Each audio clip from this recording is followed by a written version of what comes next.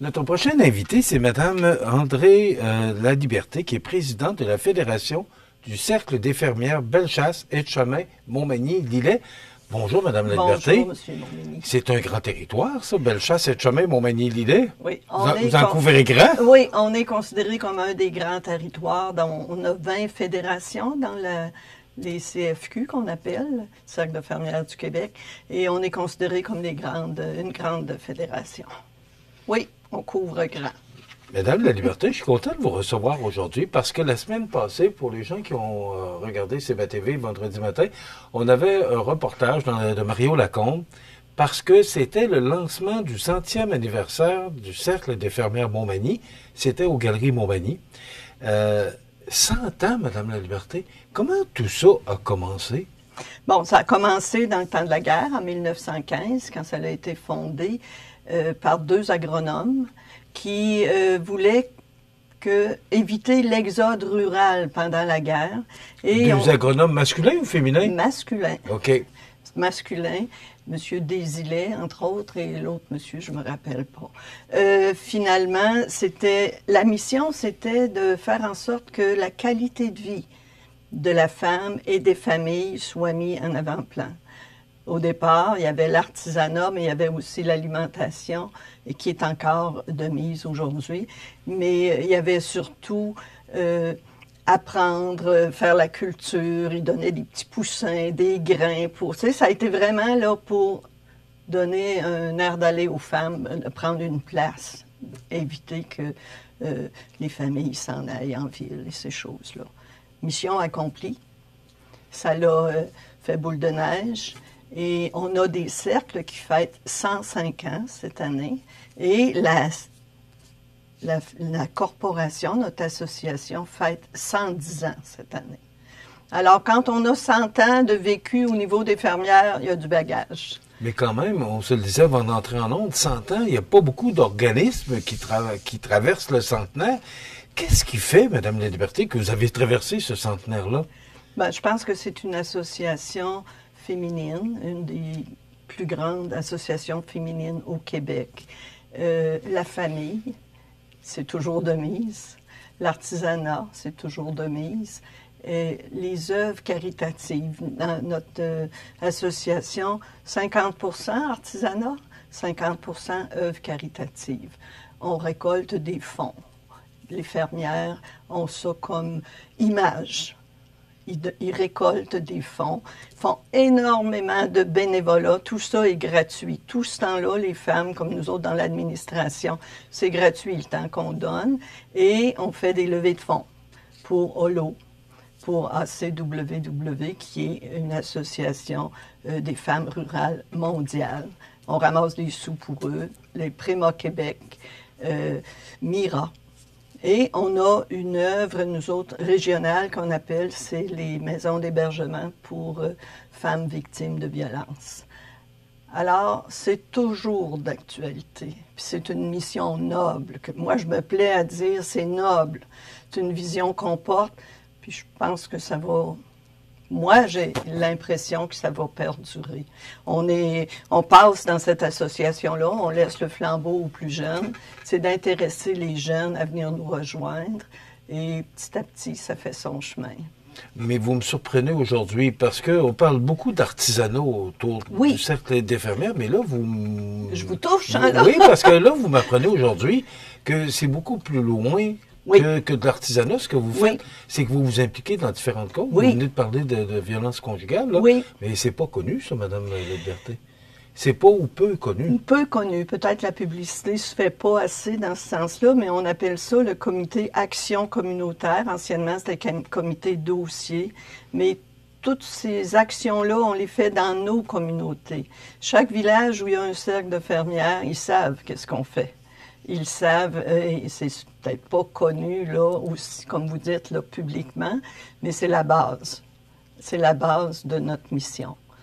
50-50. Et le transférer le savoir artisanal, ben c'est quelque chose aussi. C'est pas évident parce qu'anciennement, il y a eu tellement des belles techniques qui ont été explorées. Et là, la mission, c'est justement de transmettre ce savoir-là. on est dans une ère où tout est facile. On peut acheter un petit linge de vaisselle qui va coûter 2-3 $, qui durera pas longtemps. On peut en faire un qui va durer 15-20 ans et qui va coûter plus cher, mais qui est fait vraiment de façon artisanale, mais qui est durable. Est-ce que ça existe encore? Là? Parce que là, vous parlez de linge à vaisselle de durée de 15 ans. Est-ce que les métiers à tisser, ça existe encore? Eh oui, des beaux métiers à tisser de différentes grandeurs. J'ai vu ça chez mes tantes lorsque j'étais jeune. Et ça existe encore? Ça existe encore. Puis quand on peut en avoir un chez nous, quand on a l'espace pour ça, c'est le plaisir. Oui, parce que c'est quand même assez... c'est assez gros. Il y en a des plus petits, mais quand on veut faire des grandes pièces, c'est pour ça que les cercles de fermières, les municipalités aident beaucoup les cercles de fermières en leur offrant des locaux à moindre prix. Des fois c'est gratuit.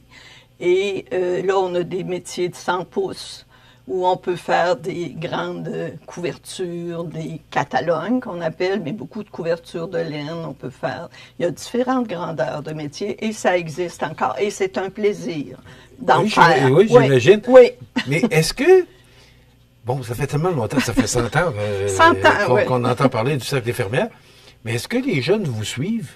Bien, de plus en plus, on voit des jeunes femmes dans les paroisses. C'est sûr que dans les paroisses éloignées, comme quand on est près de la ville comme ça, c'est peut-être différent, mais il y en a des jeunes qui arrivent, veulent apprendre les choses. Moi, à l'âge de 19 ans, je tricotais. J'avais du plaisir, c'était un beau passe-temps, et c'est encore. On voit les jeunes, là, ils tricotent chez eux, puis... non, ça commence, mais le plus difficile, c'est de les attirer au niveau de l'administration. Parce qu'il y a tout un cercle qui est composé de 6 membres, secrétaire, présidente, trésorière, mais comme tout bon organisme. Et l'administration, ça fait peur un petit peu. Je vous dirais que l'administration, ça rejoint plus les jeunes retraités. Quand on arrive, on sort du marché du travail, on a le goût de s'impliquer. Et si on a aimé la gestion, ben c'est là qu'on va s'impliquer. Puis c'est la gestion qui aide aussi à faire vivre le cercle pour pouvoir... faut porter le flambeau, mais il faut donner le goût aux gens de s'impliquer. Mais Madame La Liberté, 100 ans, vous financez ça comment, cet organisme-là? Parce que vous parlez d'administration, c'est tellement important. Comment vous faites pour avoir des sous pour être capable de tenir le fort? Bon, oui? Les gens font des pièces d'artisanat, les vendent dans les marchés de Noël, ils font des marchés à l'automne, et toutes les fois qu'ils ont la chance d'exposer leurs pièces, ils vont les vendre. C'est beaucoup avec ça qu'ils vont faire l'argent, et ils vont faire des levées de fonds pour les œuvres caritatives. En même temps, ils vont aussi faire des levées de fonds pour la vie du cercle. Et il y a les subventions. Les subventions, maintenant, le PNHA, qu'on appelle les subventions de programme Nouveaux Horizons pour les aînés, comme notre association comprend beaucoup de gens en haut de 60-70 ans. Alors, on est éligible à ces subventions-là. Et de plus en plus, c'est généreux dans le sens qu'il y a des subventions qu'on peut aller chercher jusqu'à 25 000 $ pour équiper une salle des métiers, la moderniser et tout ça. Mais les gens réussissent. Bien, les municipalités aident beaucoup les cercles de fermières. Ça, c'est important de le dire. Puis les fermières aident beaucoup les communautés, les municipalités. Ils sont toujours présentes. Si la fabrique fait une levée de fonds, ils sont là, ils sont en arrière, ils font la nourriture et tout ça. C'est drôle, hein, mais il me semble qu'on entend parler plus des chevaliers de Colombe, mais on n'entend pas parler des cercles des fermières. Je suis vraiment surpris de ce que vous me dites ce matin. Bon, ben vous me réinviterez l'an prochain. Ben oui, avec plaisir, madame. Ben, justement, vous avez le congrès régional qui a lieu à Montmagny en fin de semaine. C'est pour ça, d'ailleurs, que vous êtes là pour venir nous en parler. Oui. C'est le samedi 3 mai, c'est qu'une seule journée. Et exposition d'artisanat. Oui. Bon. Oui, oui. D'ailleurs, il y avait une exposition aux Galeries Montmagny jeudi passé. Une super. Mais là, il va y avoir une autre exposition d'artisanat. C'est qu'on ne peut pas assister au congrès, mais on peut aller voir l'exposition d'artisanat. Racontez-nous un peu qu'est-ce qui va se passer cette journée. À ce moment-là, quand on tient un congrès régional à chaque année où on a les assises qu'on appelle l'Assemblée générale, mais il y a des concours d'organiser par l'association au niveau provincial à chaque 2 ans maintenant, avec vraiment des pièces spécifiques, des techniques anciennes qu'il faut explorer. Alors ça, c'est très précis. Et à chaque année, nous, au niveau régional, on fait un concours à l'interne. Alors, à ce moment-là, cette année, ce qui va être exposé, c'est l'exposition provinciale avec les pièces de base qu'on appelle la couture, la broderie, le tissage. Il y a l'intergénérationnel parce qu'on intervient dans les écoles et c'est là que la relève va se faire. À tous les ans, on implique les jeunes entre la, je sais pas, 4e, 6e année. On leur fait faire des pièces et à chaque année, on expose leurs pièces. Et cette année, ça fait quelques années, là, au niveau régional, on parle de créativité et de récupération. Alors là, les gens, ils peuvent créer, ils peuvent nous présenter n'importe quelle pièce. Puis la récupération, c'est plaisant. On voit vraiment des beaux petits bijoux. À Montmagny, l'inauguration, eux autres sont allés chercher dans leur coffre de cèdre toutes les pièces qui avaient été faites par leur grand-mère, leur mère. Et c'est là la différence aussi, c'est qu'on va voir toute l'évolution du travail et on voit des extraordinaires. C'est beau les pièces qui sont présentées. Oui, des choses que ça prend beaucoup de patience à faire et tout ça. Alors le congrès, notre assemblée est le samedi, mais l'exposition ouvre le 2, vendredi, le 2 à 1h de l'après-midi jusqu'à 8h30 le soir, 20h30, et le lendemain de 8h jusqu'à 14h dans l'après-midi. C'est gratuit. Il va y avoir une petite maille et, voyons, il va y avoir une petite boutique maille, voyons, je me rappelle plus, maille et causerie, avec une petite boutique de laine et des choses comme ça. Si les gens veulent acheter, elle va être présente pour offrir c'est intéressant. Et là, on va avoir l'exposition de toutes les pièces dont je viens de vous parler. Est-ce qu'il va y avoir de la vente aussi ou seulement de l'exposition? Pas de vente. Non, exposition. OK. Le but n'est pas de vendre. C'est quoi l'objectif? Parce que vous me disiez que vous avez besoin d'argent, là? Oui, mais l'objectif, à ce moment-là, c'est de présenter le savoir-faire. Okay. Se faire connaître. C'est drôle parce que vous avez parlé de coffre de cèdre. Oui. Mon Dieu. J'entends les mots ce matin là, parce que dans le temps, on ramassait un trousseau, je ne sais pas si je l'exprime bien. Là. Oui, un trousseau. Il y avait un coffre. Pour le mariage, et c'était dans le coffre de cèdre. Oui. Alors là, ce que vous demandez, c'est de sortir ces pièces-là du coffre de cèdre pour pouvoir les apporter là. Est-ce que c'est un appel à tout ce que vous faites ce matin? Bien, moi, je veux inviter tous les gens des environs à venir nous visiter. Si vous ne connaissez pas les fermières, c'est le temps de venir.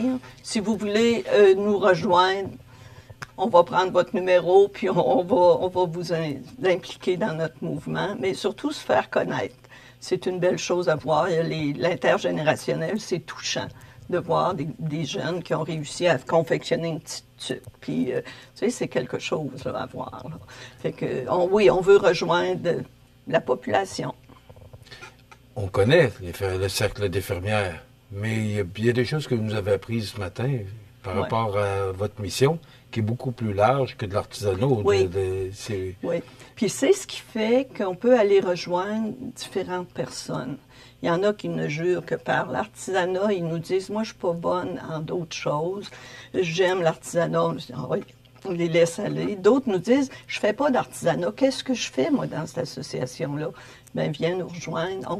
On a du travail pour tout le monde.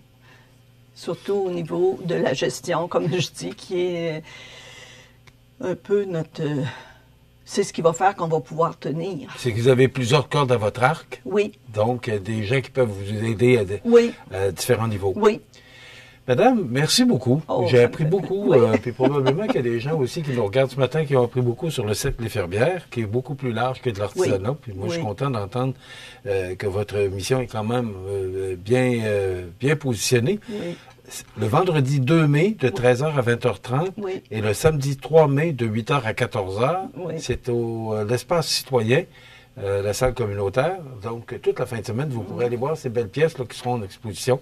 Pas de vente, mais vous pourrez aller les voir, puis aller peut-être rencontrer ces gens-là. Est-ce qu'il va y avoir des métiers à tisser? Non. C'est aux Galeries Montmagny que vous allez voir un petit métier à tisser. OK. Il y a encore... ça va rester tout l'été. Aux Galeries Montmagny, la vitrine est là. Tout l'été, les gens peuvent le visiter. Comme quand la bibliothèque va ouvrir, ça va être tout l'été, les gens vont pouvoir aller voir les archives. Et nous au courant de vos activités, Madame la Liberté? Oui? Oh, Ben bon, oui. c'est bon, ça. Ah, ben oui, mais c'est pour ça que vous êtes ici aujourd'hui, d'ailleurs. Oui. Ben voilà, félicitations pour ce 100e anniversaire. Merci. Est-ce que vous serez encore présidente l'an prochain? J'ai un mandat de 2 ans. Là. Si je suis réélue, parce que je suis en élection. Mais j'ai dit aux gens, là, il y a 2 ans, je leur avais dit, je veux pas voir personne venir prendre ma place. Mais là, je leur ai dit, je suis bonne pour 2 ans, mais préparez-vous à prendre la relève. OK. Oui. Le message est passé. Oui. Merci beaucoup, Madame. Merci, M. Madame Morvigny. André Laliberté, qui est présidente de la Fédération du Cercle des fermières Bellechasse et Chemin Montmagny-Lillet. C'est en fin de semaine que ça se passe à l'espace citoyen. On aura l'occasion de vous en reparler. Là. Vendredi 2 mai, de 13h à 20h30 et samedi 3 mai, de 8h à 14h, exposition d'artisanat à l'espace citoyen. Manquez pas ça. Merci, Madame. Merci.